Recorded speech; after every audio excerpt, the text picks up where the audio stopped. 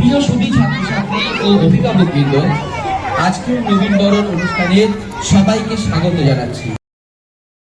নবাগতা সেই দুই শিক্ষিকাকে একটু বরণ করে নেব। ছাত্রছাত্রীদের সাথেই আমরা বরণ করার জন্য ডেকে নেব ইডি ম্যাডামকে আর মমতাজ খাতুন ম্যাডামকে। প্রথমে আমরা আরটি ম্যামকে বরণ করে নেব। আরটি ম্যামকে বরণ করছেন আমাদেরই স্কুলের দিদিমণি মমতাজ খাতুন মহাশয়। সবাই হাত তালি দেবেন।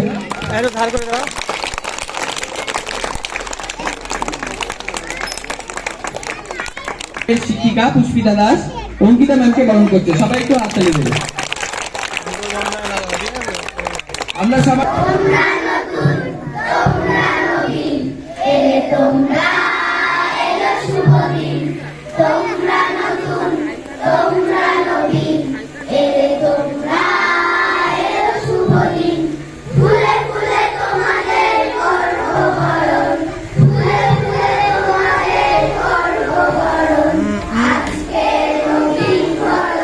তুমি করো না।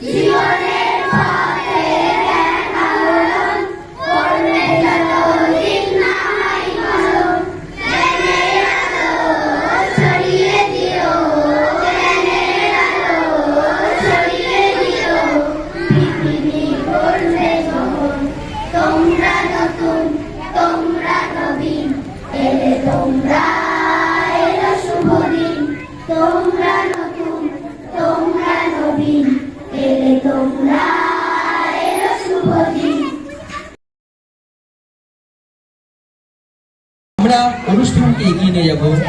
তার জন্য প্রথমেই আমি আমাদের বিদ্যালয়ে মাননীয় তাপস মণ্ডল মহাশয়, যিনি প্রধান শিক্ষক, তাকে অনুষ্ঠানের শুভ সূচনা মূল্যবান ভাষণের মধ্য দিয়ে আমরা করতে চাই। তো তাকে মঞ্চে ডেকে নেব, তার মূল্যবান বক্তব্য আমরা শুনবো, আমরা সমৃদ্ধ হব।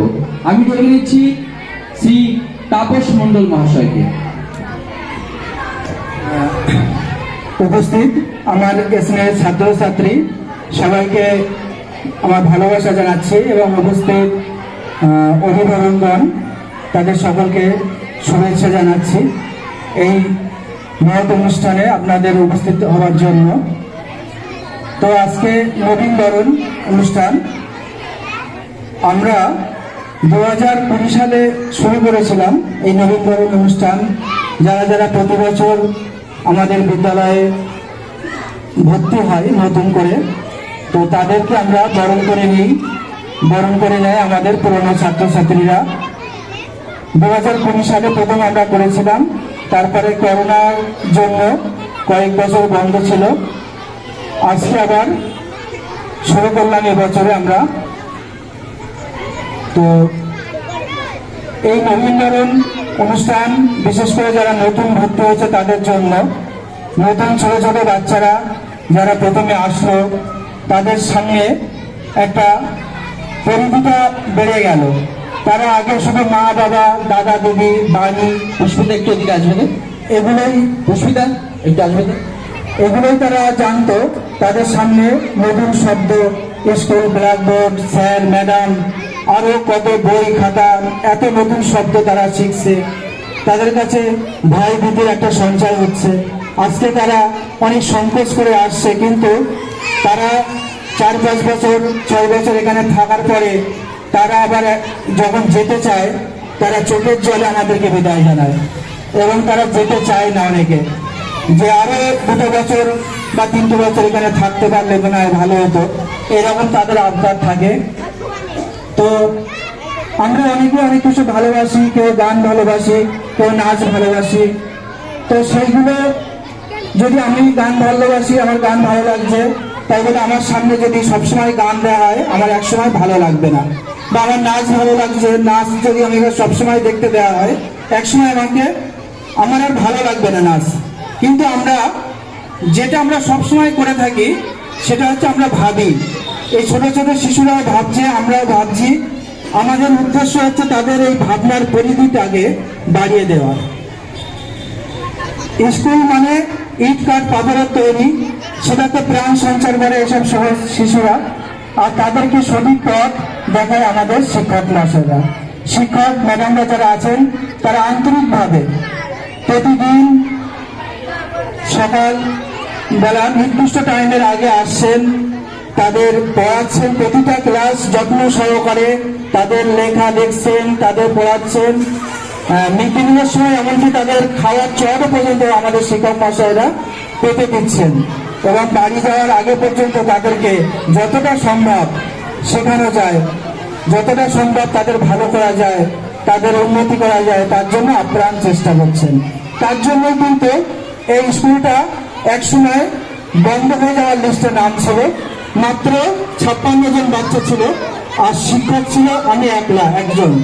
আর আজকে এই স্কুলটা কিন্তু 218 জন বাচ্চা আজ পর্যন্ত, আর শিক্ষক হয়েছে 8 জন। আর শুধু তাই নয়, সরকারও আমাদের এই পরিশ্রমের স্বীকৃতি দিয়েছেন। আমাদের 4 ঘাট পঞ্চায়েতে 15টি প্রাইমারি স্কুল আছে, 3টি বড় হাই স্কুল আছে, 2টো আপার প্রাইমারি স্কুল আছে, 2টো এসএসকে স্কুল আছে।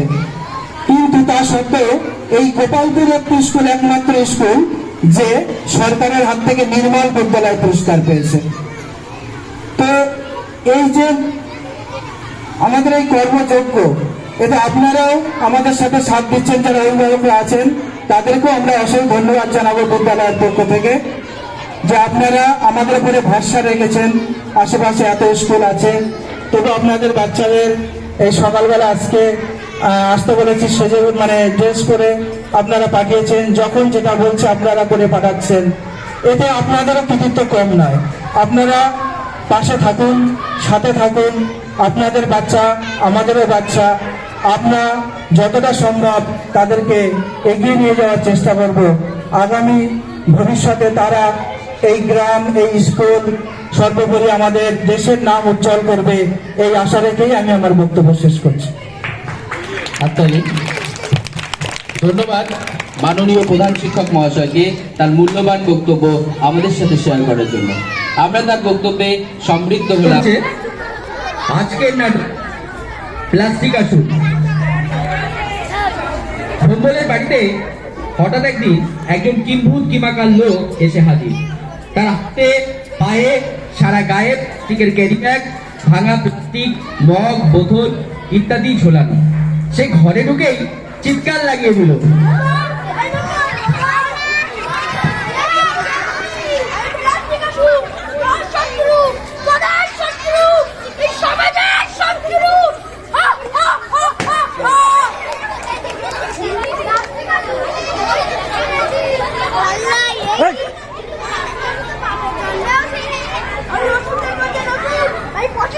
আমি মরি না, আমি আবার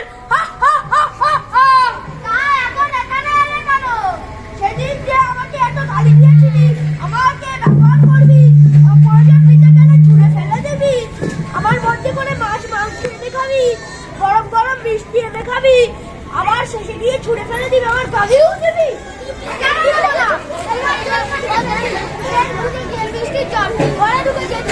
আমি সারা রাত ঘুমাতে পারিনি, তোমার আমি ছাড়বো না প্লাস্টিক আসছে। তুই আর কি করবি শুনি?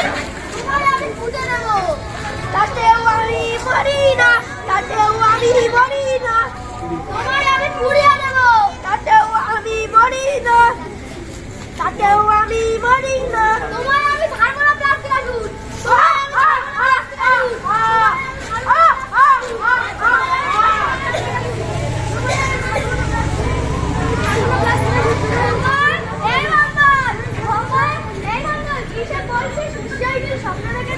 জানো মা, আজ রাতে প্লাস্টিক ছিল।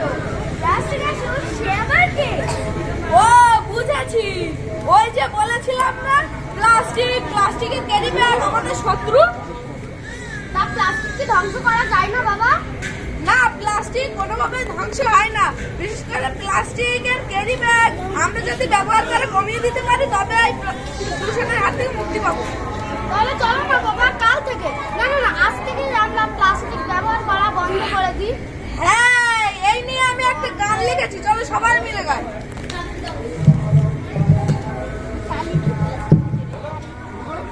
এসো সবাই মিলে করি প্লাস্টিক বর্জন, তাতে কমবে দূষণ, তাতে কমবে দূষণ। এসো সবাই মিলে করি প্লাস্টিক বর্জন, তাতে কমবে দূষণ, তাতে কমবে দূষণ। প্লাস্টিকের ক্যারি ব্যাগ আর না, প্লাস্টিকের ক্যারি ব্যাগ আর না, ব্যবহার করবো গো।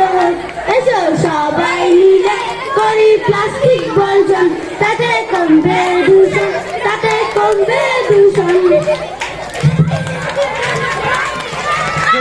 আমাদের নাটক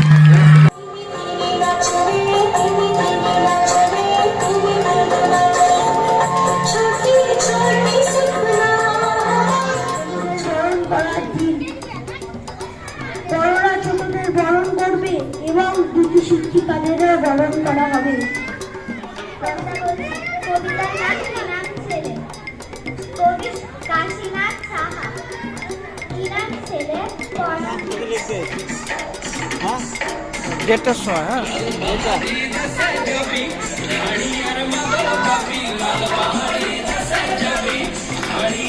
পড়া